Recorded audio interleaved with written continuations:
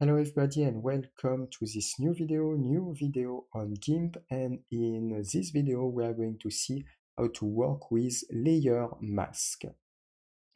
You can subscribe to this YouTube channel if you like the content. First link on the description, the complete course GIMP is available, so if you want to learn GIMP starting from scratch with a course structure, it will be on the first link on the description. You will see the model session of the course. It is a reference course to perfectly master GIMP. We see in details the different features, like for example the layers, how to work with the layer mask, how to use the different tools, work with the selection. We see also how you can improve images using the different adjustments, and so much more. So it is on the first link on the description, the complete course.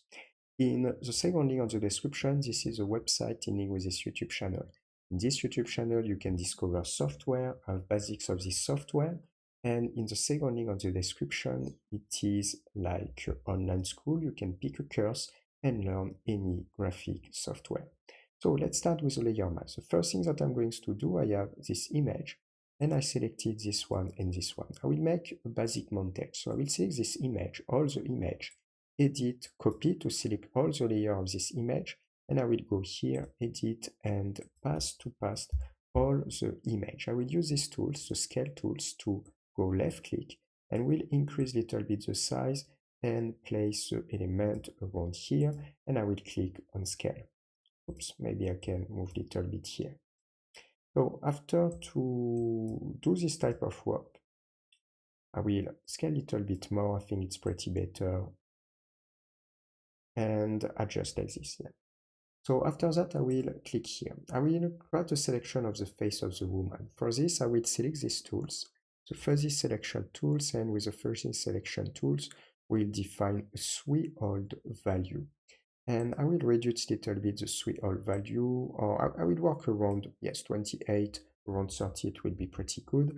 And I will click on this mode, replace the current selection, and I will go left click outside. Here I have this panel. This is a selection editor that you can use, and from this panel you can invert the selection, or you can press Ctrl A, and I will invert the selection to select the face of the woman. And I will go on edit, copy, or Ctrl C, and I will go here, edit, paste, or Ctrl V. Then I will zoom little out, and I will select the scale tools, and with the scale tools I will reduce the size, and I will place the layers just here, and I will click on scale. So what is the principle of the layer mask? The principle of the layer mask, I have something here. The first thing that I'm going to do, it is to go right click here, and when you go right click, you can adjust the layers to image size, because here, as you can see, we have a frame of the layers because of the selections. But if I just go left click, left click here, I will be able to use layers to image size. So now my layers is adjusted to the size of the image. Now I will create a layer mask. To create a layer mask, you can click here, add a mask to selected layers. It is non-destructive. You will be able to erase or to recuperate in a non-destructive way. I will click here, and you can define white or black. I will show you the black after. So first I will define white, and I will validate. Now the mask is located on the right of the layers. What you can do, you can select the brush tools. With the brush tools, you can select the black color here. I'm going to zoom a little bit. And when you use the black color, you can define the size of your brush, for example, the different parameters. And if I just go left click, as you can see, I can erase just like that. But the interesting way, it's totally non-destructive. So I can erase like this. And if I want to take a look on the right, you can see in black where is located the mask when you paint.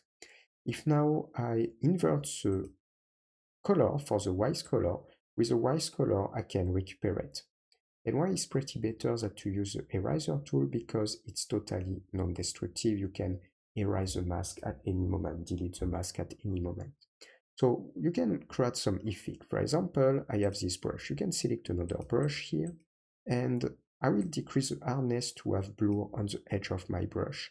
I will define a size, And if I select the black color, I can erase. And with the edge of my brush, as you can see, I can just erase a little bit with, for example, only the edge of my brush, just like that.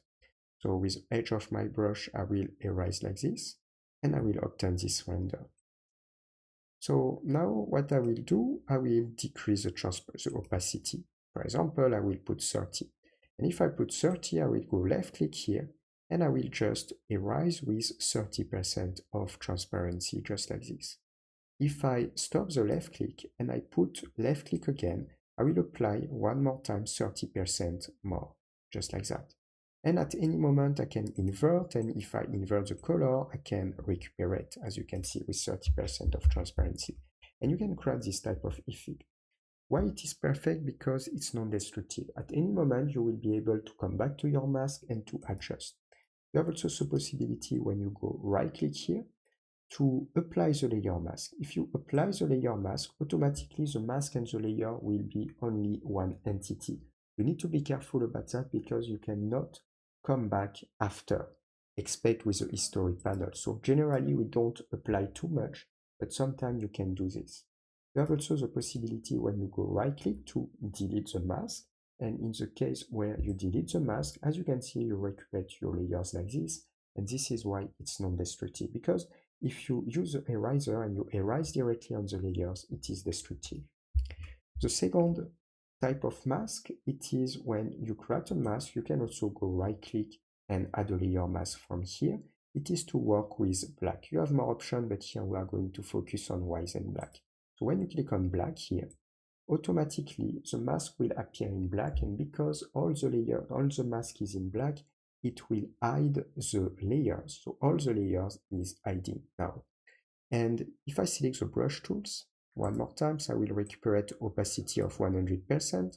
And because the mask is in black, if I select the white color, I can recuperate just like this, for a simple reason that the mask was in black. So you just do the opposite process. You can start with a white mask or with a black mask, just like this. And if I invert with black, I can erase like that one more times. So it is same in this type of case. At the moment where everything is in black, I can also recuperate only with more different parameters. For example, I can change the hardness, just like that. And I can switch for white. And I can maybe recuperate not all the part, just like that. I can recuperate just some part, but if I want to recuperate all, I can recuperate all as well. It depends about what we want to do. So I can recuperate the different part. I have the possibility to switch for black, and I decrease, for example, the size of my brush. With the edge of the brush, I can also erase a little bit the edge, just like this, if I want to create some effect, for example, just like this. And if I want to adjust, I can also decrease the transparency, and we can erase with different levels of transparency. So as you can see, it's pretty convenient. And the most important thing is to understand that you work with a mask. So because you work with a mask, it is totally non-destructive. At any moment, we can adjust the mask. So here, for example, I can erase just like this in this way. And every time I will have 25% of transparency, I can come back with 100% if I want to erase more. And if I zoom it out, now you can see the mask appearing on this area, just like that. One more time, you can go right click. You can also temporarily just show the layer mask, and you can see what is corresponding here. You can go right click, disable the layer mask as well, just to disable. And if I deactivate show and disable, so you can see the difference here. You can disable the mask is still here but disable. And by default, you have every time edit the layer mask, because if you don't have edit the layer mask and you click here, as you can see, it's not extremely convenient. So when you go on this area, by default, if you paint again on the mask, the edit layer mask will be automatically activated. And if I want to delete the mask, I can just delete like this to recuperate my layers. So we are going to stop here for this video. If you like, subscribe to this YouTube channel. First link on the description, the complete course GIMP is available. So if you want to learn GIMP starting from scratch with the course structure, it will be on the first link on the description. You will see the models section of the course, what you will be able to learn. It is a reference course. We see in detail the different features if you want to learn GIMP for photo editing, photo montage, if you want to draw, and if you want to create various type of graphic document. The second link on the description is a website in with this YouTube channel. You can discover software in these YouTube channels, have basics of this software, and second link on the description, it is like online school. You can pick a course and learn any graphic software. For the next video on this channel, see you. Ciao, ciao.